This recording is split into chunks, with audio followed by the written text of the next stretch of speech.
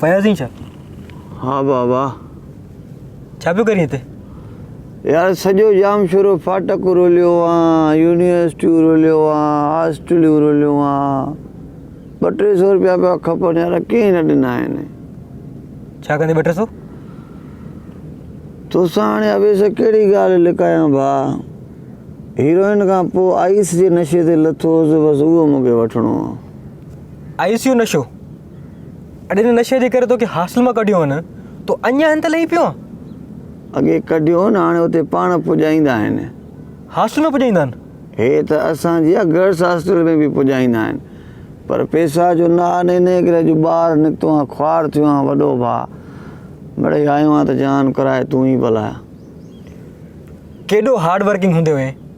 पूरे software department में तो जहिड़ो कोई छोकिरो कोन हूंदो हुयो, केरु तुंहिंजे साम्हूं बीह कोन सघंदो हुयो, ऐं अॼु तो पंहिंजा फलठन कहिड़ा करे छॾिया अथई।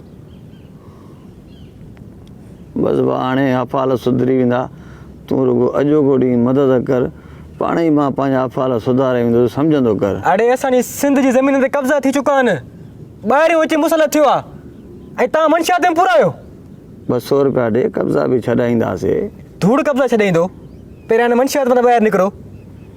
यार मूंखे हाणे ॻाल्हि सम्झ में नथी अचे भाउ। ॾिस मां साणो थी किरियो आहियां हिते, मां इलाज करे करे थकिजी पियो आहियां। ॾिस लेक्चर घणा ॿुधा आहिनि, अलाह खे मञ। ॾिस अड़े घर वारनि खे ख़बर थी त नशो कंदो ई?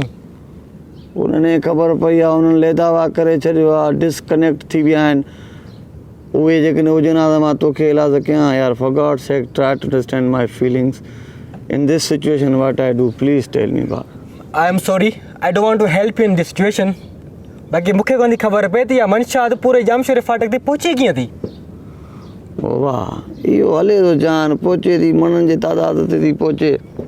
असां थोरी में मुंहिंजी पिया आहियूं, हिते त मणनि जे तादाद में पई आहे भाउ। तूं हिनखे छॾे ॾे त कीअं थी पहुचे, कीअं थी अचे।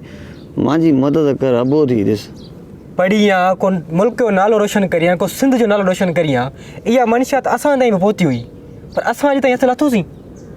हा, 5 आङुरियूं बराबरि न आहिनि, बसि असां ताईं पहुती, साम्हूं असां न झले सघियासीं, पंहिंजो पाण खे असां लही पियासीं भाउ। पैसा त मां कोन ॾींदोसीं, बाक़ी ॿी वधीक कई त पोइ हाणे पुलिस खे वठी ॿधाईंदोसीं, ॿियो कुझु कोन कंदोसीं। पुलिस खे ॿधाईंदे कीअं? पुलिस ॾे वेंदे पुलिस तोखे ॿधंदी? मूंखे छो ॿधंदी?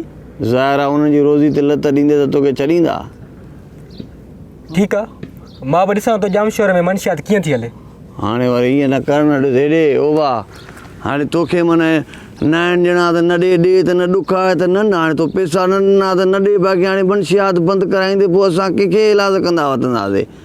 हींअर त सरेआम जामशोर में असांखे मिले थी, तकलीफ़ ई नथी थिए, बसि रुगो पैसा था ॾियूं त खणी था अचूं। तो या 2-3 दोस्त लॻा त पोइ असां बि था हलियासीं। यार शाबस अथई। हेॾे हो अवेस, न कजां कुझु बि, हेॾे।